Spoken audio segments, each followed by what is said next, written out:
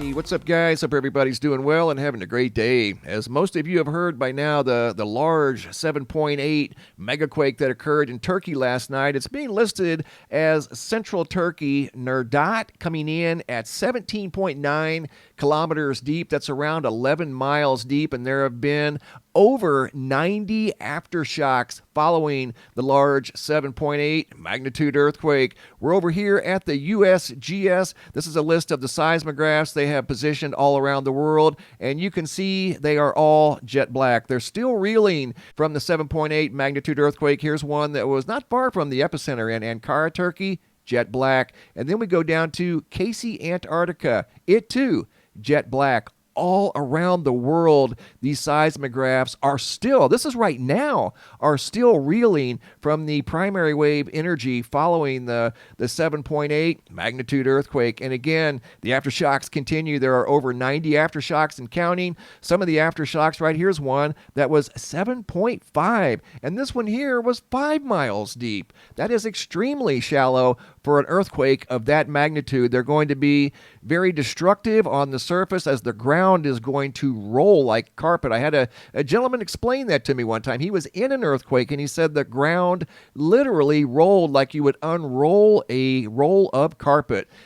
He said it was not anything fun to be in. But last night was unique with regard to the moon. Last night was known as a micromoon. And we're going to talk about what a micromoon is. And it doesn't happen very often. And last night, when the micromoon was in full effect, the earthquake started. You can see February 5th of 2023. And there's the 7.8 magnitude earthquake over in central Turkey, right around the same time as the micromoon. Well, here's a coincidence that I found that you guys may find interesting. There was a micromoon last year in June of 2022. In fact, it was on June 29th. Just so happened in June of last year, there was a large earthquake also over in the Eastern Hemisphere, over here in Afghanistan, not too terribly far from Turkey. And this too was a very shallow earthquake coming in at 4 kilometers deep.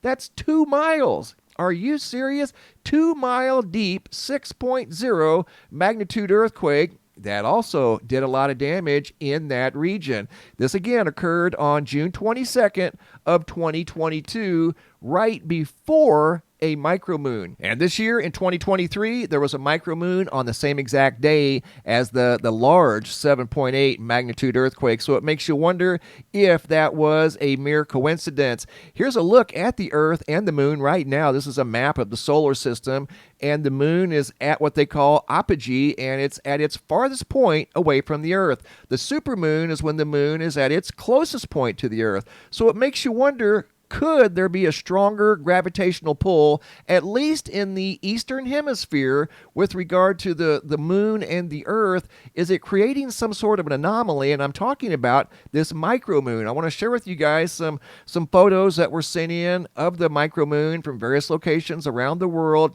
And here's a brief description. This is a graph showing what the micromoon is. Micromoon is right here when it's at its farthest point away from the Earth at 251,000 miles.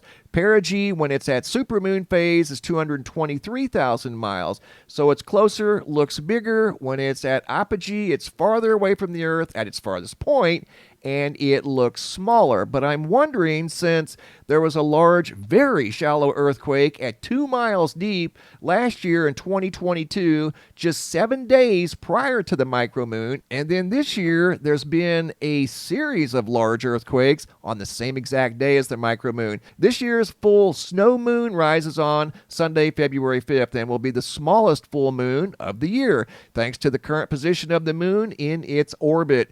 Its distance from Earth will make this snow moon a micromoon, the opposite of a supermoon, and that's what I was showing you guys right here. And right now, the moon is positioned at around 250,000 miles away from the Earth. So it makes you wonder, is there some sort of a gravitational anomaly occurring, especially during last night's micromoon? And here's some photos. Lisa Out of Florida, this is a photo of the micromoon. Darren out of Council Bluffs, Iowa, sent this photo in of the moon with some very colorful rings around the moon. And then notice the wavy clouds in front of the moon here in the sky in the foreground of the photo. Here's another photo of the rings around the moon and the wavy clouds in the foreground. Another photo here by Darren out of Iowa. This is a close-up view of last night's micromoon. Much like the moon of 2023, Tad and Sierra, notice the moon with a big jumbo halo around it, and that too is the micromoon from last night. Sean out of Edmonton, Alberta, noticed a sundog and a halo, at least part of a halo, around last night's micromoon.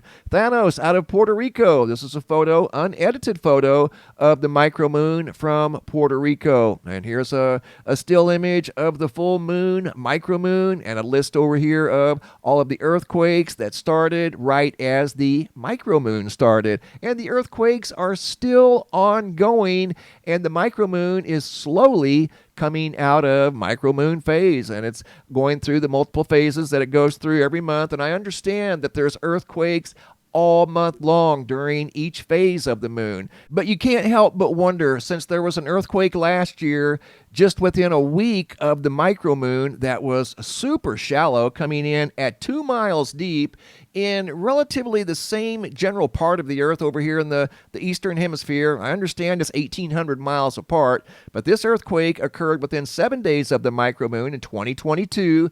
This year, there was a shallow earthquake over here in Turkey that occurred exactly on the same day of the micromoon, when the moon is at its farthest point away from the Earth, quite possibly creating some sort of a gravitational anomaly. The earthquake was also detected up here at the Yellowstone supervolcano caldera. Again, the primary waves rang around the Earth, generating these black seismographs from Newfoundland all the way down to Antarctica. And not only is there an ongoing swarm right now over in Turkey, there was an earthquake last night that was felt by humans in Buffalo, New York, not just showing up on seismographs. People felt this very shallow, yet another super shallow earthquake, like the earthquake back in 2022 that was a mere 4 miles deep. This earthquake south of Buffalo, New York, came in at 1.5 miles deep, and it was a 3.8 magnitude. Once again,